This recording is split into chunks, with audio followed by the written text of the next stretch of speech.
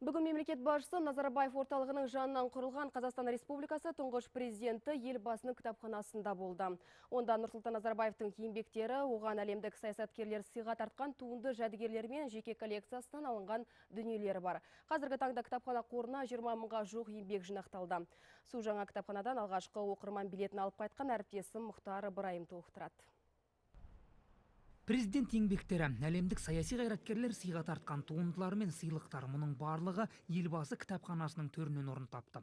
Бұл әлемдік тәжірибеде бар дүние. Мемлекет басшыларының атындағы кітапханалар Америка құрама штаттары, Франция мен Түркия елдерінде бұрыннан бар. Енді Қазақстан тұңғыш президенті елбасының кітапханасы пайда болды.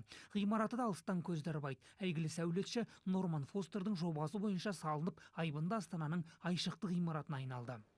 Бас қаланың көркін одан қарай аша беретін, игілікті халыққа қызмет істейтін үлкен шаңырақ болсын деп тілейміз. Бұл көркеменен көзді арбаған әсем қаламыз Астананың туған күніне тағы да бір тамаша сыйлық болып табылады.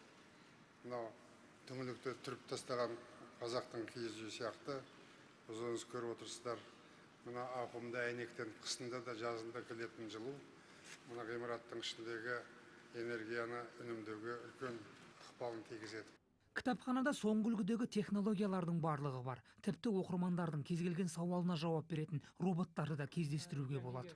Бұл робот арнайы Америкадан, Калифорниядан алдырылған, өйткені қазір заманауи техника дамыған заман болғандықтан, келушілерге ыңғайлы болу үшін осындай арнайы роботты пайдаланған жөн деп санадым. Президенттің жеке бұйымдары да осында. Мынау теннис ракеткасы мен гольфке арналған имет аяғы.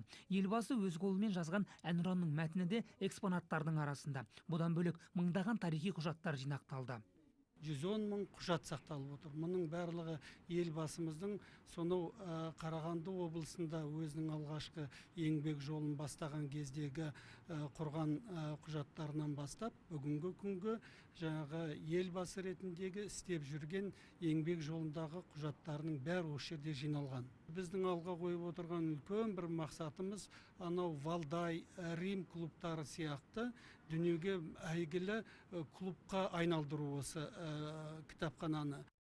Қазір кітапхана қорына 20 мыңға жуық еңбек жинақталды. Тәуелсіздік галереясында елбасының құнды кітаптары мен Қазақстан көшбасшысы туралы жазылған еңбектерді көруге болады. Ал президенттің жеке коллекциясына көз жүгіртсеңіз, Билл Клинтон, Борис Ельцин мен Маргарет Тэтчер сияқты саясаткерлердің Нұрсұлтан Назарбаевқа сыйға тартқан кітаптары тізбектеліп тұр. Қазір кітапхана қызметкерлері алғашқы оқырмандарын қабылдауға дайындық үстінде. Әсел Дадырова мұнда қойылған туындылардың әрқайсысымен етене таныс. Құранның коллекциясы. Осы кішкентай Құран ғарыштан болып қайтқан. Біздің Қазақстан ғарышкеріміз Талғат Мұсабаев елбасымызға сыйлап берді. Елбасы кітапханасы кез келген оқырман үшін білім мен ғылыммен сусындайтын негізгі орталықтардың біріне айналмақ. Әзірге келушілер саны аз көрінгенмен жақын арада. Мұнда қарапайым оқушыдан бастап ғылыми қызметкерлерге дейін ағылады. Кітапхананың есігі кімге де айқара ашық. Мұхтар Ыбырайым, Ринат Садыров, Хабар, Астана, президент телерадио кешенінің көмегімен.